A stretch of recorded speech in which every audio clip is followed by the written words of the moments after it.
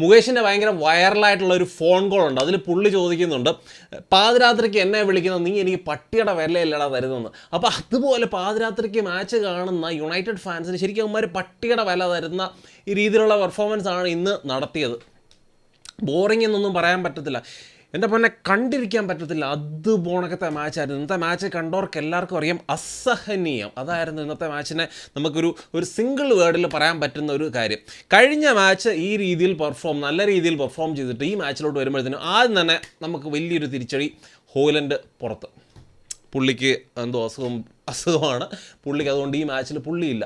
അപ്പോൾ അത് തന്നെ നമ്മുടെ ആ ഒരു അറ്റാക്കിൻ്റെ ആ ഒരു എന്താ പറയുന്നത്, അറ്റാക്കിൽ ഒരു വലിയൊരു പ്രശ്നം തന്നെ ക്രിയേറ്റ് ചെയ്തു. കാരണം അറ്റാക്കിൽ നമുക്കറിയാം ഇന്ന് റാഷ്ഫോർഡാണ് നേരെ വന്നിട്ട് സ്ട്രൈക്കറായിട്ട്, ഈ ഹോലൻഡിന് പകരം കളിക്കാൻ വേണ്ടി നമുക്ക് സ്ട്രൈക്കറില്ല. സോ റാഷ്ഫോർഡാണ് സ്ട്രൈക്കറായിട്ട് കളിക്കുന്നത്. അതുകൊണ്ട് തന്നെ റാഷ്ഫോർഡിൻ്റെ ആ ഒരു ത്രെട്ട്, വിങ്ങിലുള്ള ആ ഒരു ത്രെട്ട് അന്നേരപ്പോഴും തന്നെ മാറി. ആസ് എ സ്ട്രൈക്കർ നമുക്കറിയാം പുള്ളി ഒട്ടും ഒരു സ്ട്രൈക്കർ റോളിലൊട്ടും സ്യൂട്ടല്ല റാഷ്ഫോർഡ്. അത് ഫസ്റ്റ് ഹാഫിൽ നല്ല രീതിയിൽ മനസ്സിലായതാണ്. അപ്പം ഞാൻ ഈ ഒരു സെക്കൻഡ് ഹാഫിലോട്ടൊക്കെ വരുമ്പോഴത്തേനും ഞാൻ ഓർത്ത് മിക്കവാറും ടെൻ ഹാഗ് ഒരു സബ്സ്റ്റിറ്റ്യൂഷൻ നടത്തും. മേ ബി ചിലപ്പോഴാണെങ്കിൽ മക്ടോമിനെ, ഈ ഒരു ആൻ്റണി ഈ ഒരു മാച്ചിൽ എൻ്റെ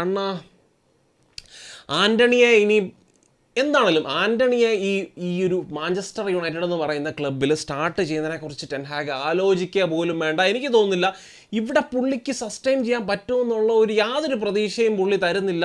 അത് നമ്മൾ ആൻ്റണി അപ്പം ഞാനും ആ ഒരു സെക്കൻഡ് ഹാഫിൽ ശരിക്കും ആൻ്റണിയെ മാറ്റിയിട്ട് ഒരു വിങ്ങിൽ റാഷ്ഫോർഡ്, ഒരു വിങ്ങിൽ ഗർനാച്ചോ, സെൻട്രലി ഏതർ മക്ടോമിനെ അല്ലെങ്കിൽ ഫോൾസ് നയനായിട്ട് ഈവൻ അമാദ് ഡയാലോയ്ക്ക് വരാം, അമാദ് ഡിയാലോയ്ക്ക് വേണേലും കളിക്കാം. അപ്പം ഇങ്ങനത്തെ ഓപ്ഷൻസ് ഒക്കെ ഉണ്ടായിരുന്നു. ഇങ്ങനത്തെ ഓപ്ഷൻ ആയിരിക്കും പ്രോബബ്ലി ടെൻ ഹാഗ് ചൂസ് ചെയ്യാൻ പോകുന്ന, ആൻ്റണി ആയിരിക്കും ആദ്യം എടുത്ത് മാറ്റാൻ പോകുന്നതെന്നൊക്കെ എന്നാലോചിച്ചുകൊണ്ട് ഞാൻ ഇരുന്നപ്പോഴാണ് നേരെ അതെ സെക്കൻഡ് ഹാഫിൽ സബ്സ്റ്റിറ്റ്യൂഷൻ വരുന്നു.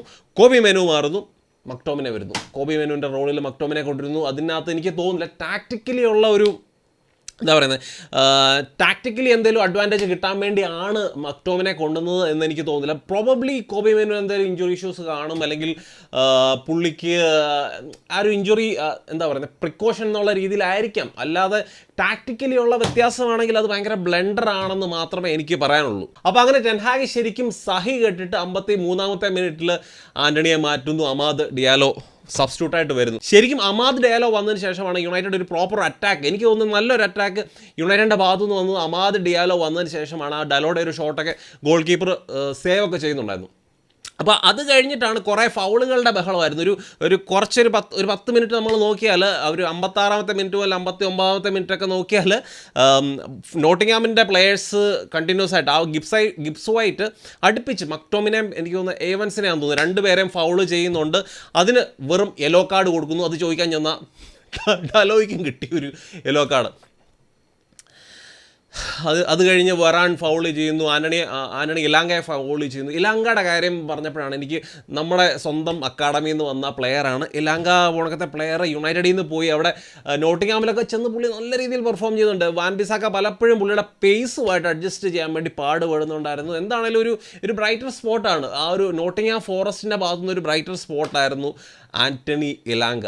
പിന്നെ 77-ാമത്തെ മിനിറ്റിൽ ഗർനാച്ചോ ആ ഒരു ബോൾ വിൻ ചെയ്യുന്നു. ഗോൾ കീപ്പറിൻ്റെ ആ ഒരു ബോൾ, അവരുടെ ഗോൾ കീപ്പറിൻ്റെ പാസ് വിൻ ചെയ്ത് പെട്ടെന്ന് റാഷ്ഫോർഡിനെ ഫൗണ്ട് ചെയ്ത് റാഷ്ഫോർഡ് ഫിനിഷ് ചെയ്ത് ഗോൾ അടിക്കുന്നുണ്ട്. അപ്പോൾ ആ ഒരു ഗോൾ വീണപ്പോൾ ഞാൻ ഓർത്ത് ഒരു പഴയ ആ ഒരു തിരിച്ചുവരവ് വീണ്ടും നമുക്ക് കാണാൻ വേണ്ടി സാധിക്കും. യുണൈറ്റഡ് നല്ല രീതിയിൽ കളിച്ച് ചിലപ്പം ഒരു സമനില അല്ലെങ്കിൽ ജയം നടത്തും എന്നൊക്കെ വിചാരിച്ചിരുന്ന സമയത്താണ് ശരിക്കും യുണൈറ്റഡ് അറ്റാക്കിൽ ഓവർ കമ്മിറ്റ് ചെയ്ത് കൗണ്ടർ അറ്റാക്കിങ്ങിൽ വീണ്ടും ഗോൾ കൺസീഡ് ചെയ്യുന്നത്. 2 ഗോളുകളും ഈ നോട്ടിംഗ്ഹാമിൻ്റെ 2 ഗോള് ശ്രദ്ധിച്ചാലും നമ്മുടെ ഡിഫൻസിൻ്റെ മുന്നിലേക്കാണ് അവർ ബോൾ പ്ലേ ചെയ്യുന്നത്. ബോൾ പ്ലേ ചെയ്യുമ്പോൾ തന്നെ അവിടെ ആരുമില്ല. അവിടെ ഫ്രീ ആയിട്ട് ആൾക്കാർക്ക് ബോൾ റിസീവ് ചെയ്യാം, ഈസിലി ഷോട്ട് എടുക്കാം. ഷോട്ട് എടുത്തു കഴിഞ്ഞാൽ ഒരു ഗുണം എന്താണെന്ന് വെച്ചാൽ നമ്മുടെ ഗോൾ കീപ്പർ ഒനാന എന്താ പറയുന്നത് ഓൺ ടാർഗറ്റ് അല്ലെങ്കിൽ ടുവേർഡ്സ് ബോൾ വന്നു കഴിഞ്ഞാൽ എന്നാ മക്കളെ അടിക്കുക എന്നുള്ള രീതിയിലാണ് ഒനാനയുടെ നിപ്പ്. ഏതായാലും ഒനാന ഈ ഒരു മാച്ച് കഴിഞ്ഞ് എനിക്ക് തോന്നുന്നു 1 മാസത്തോളം പുള്ളി ഇല്ലെന്ന് തോന്നുന്നു. ഫെബ്രുവരി 13-ാം തീയതി കണ്ടാണ് പുള്ളി ഇനിയിപ്പം തിരിച്ച് വരാൻ വേണ്ടി പോകുന്നത്. ആഫ്കോൺ കപ്പിന് വേണ്ടി പുള്ളി പോവുകയാണ്. സോ പുള്ളി കുറേ നാളത്തേന് കാണത്തില്ല. ബൈന്ദറിന് അവസരം കിട്ടും എന്ന് പ്രതീക്ഷിക്കാം. പുള്ളി വന്ന് നല്ല രീതിയിൽ പെർഫോം ചെയ്യട്ടെ. ഒനാനയുടെ കാര്യത്തിൽ ഒനാനെ മാത്രം കുറ്റം പറയാൻ പറ്റത്തില്ല. ഒനാന മാത്രമല്ല, ആ ടീമിൽ ആരാണ് മര്യാദയ്ക്ക് പെർഫോം ചെയ്യുന്നത്. ഇന്നത്തെ മാച്ച് നോക്കിയാൽ അമാദ് ഡിയാലോ വന്നു, കുറച്ച് നല്ല മൂമെൻറ്റ്സ് ഒക്കെ പുള്ളി കാഴ്ചവെച്ചു എന്നല്ലാതെ വേറെ പ്രത്യേകിച്ച് ഒരു ബ്രൈറ്റർ സ്പോട്ടുകൾ ഒന്നുമില്ല ഇന്നത്തെ മാച്ചിൽ. ആന്റണിയുടെ കാര്യം ഓർക്കുമ്പോൾ ശരിക്കും എനിക്ക് നല്ല ദേഷ്യമായിരുന്നു. കാരണം ഇവൻ ഭയങ്കര ഓട്ടക്കാരനാണ്, ഇവൻ ഓടി നടക്കുന്നു. ഇവൻ ഓട്ടക്കാരനാണെങ്കിൽ വല്ല ഓട്ട മത്സരത്തിന് വല്ലതും പോകരുതോ? എൻ്റെ പൊന്നെ, സഹിക്കുന്നതിനൊക്കെ ഒരു പരിധിയുണ്ട്. ഇനി എനിക്ക് തോന്നുന്നില്ല അമാദ് ഫിറ്റർ ആകണേ എന്ന് എനിക്ക് മാത്രമേ ഉള്ള പ്രാർത്ഥനയുള്ളൂ. കാരണം പുള്ളി എങ്ങാനും വീണ്ടും ഇഞ്ചോർഡ് ആയിക്കഴിഞ്ഞാൽ ഇവനെ ഈ വയ്യാവേലി പിന്നെയും ടീമിലേക്ക് വരും. ടെൻഹാഗിൻ്റെ കാര്യം നമ്മൾ നോക്കുകയാണെങ്കിൽ ടെൻഹാഗിൻ്റെ സബ്സ്റ്റിറ്റ്യൂഷൻസ് ഒക്കെ പലപ്പോഴും ഭയങ്കര ക്വസ്റ്റ്യനബിൾ ആണ്. പല സമയത്ത് ഇന്നത്തെ ആണെങ്കിലും സബ്സ്റ്റിറ്റ്യൂഷൻസ് മക്ടോമിനെ കൊണ്ടുവന്നത് എനിക്കറിയത്തില്ല. മക്ടോമിനെ കൊണ്ടുവന്നത് ഒരിക്കലും ഒരു ടാക്ടിക്കലി അതിനെ ജസ്റ്റിഫൈ ചെയ്യാൻ വേണ്ടി പറ്റത്തില്ല. വേറെ എന്തെങ്കിലും ഇഷ്യൂസ് ആണെങ്കിൽ ഓക്കെ. പിന്നെ ഈ ആൻ്റണിയെ ആ ഒരു സമയത്ത് ആൻ്റണിയെ സബ്സ്റ്റിറ്റ്യൂട്ട് ചെയ്യാതെ മാക്സിമം ട്രൈ ചെയ്യുകയാണ്. ഇത്രയും കിട്ടിയിട്ടും പുള്ളിക്കും മതിയാകുന്നില്ല ശരിക്കും ആൻ്റണിയുടെ കാര്യത്തിൽ. അത് മാത്രമല്ല, എറിക്സന്റെ കാര്യം നോക്കിക്കോ. എറിക്സൺ എന്ന് പറയുന്ന പ്ലെയർ ഒരു ത്രൂ ഔട്ട് ദ 90 മിനിറ്റ്സ് ഒന്നും കളിക്കാനുള്ള ആ ഒരു ഫിറ്റ്നസ് ലെവലുള്ള പ്ലെയർ അല്ല എറിക്സനെ സബ്സ്റ്റിറ്റ്യൂട്ട് ചെയ്യുന്നില്ല. ഡാൻഗോറൊക്കെ അവിടെ ബെഞ്ചിൽ ഇരിപ്പുണ്ട്. അറ്റ്ലീസ്റ്റ് പുള്ളിയെ കൊണ്ടുവരത്തില്ല. ഏതായാലും തോക്കുന്ന മാച്ചാണ്.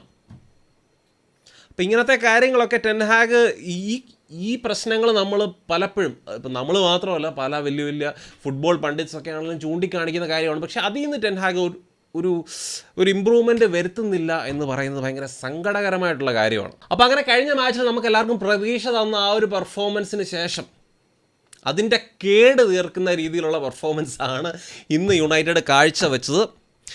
1994 ശേഷം ആദ്യമായിട്ടാണ് നോട്ടിംഗ്ഹാം ഫോറസ്റ്റ് യുണൈറ്റഡിനെതിരെ ജയിക്കുന്നത്.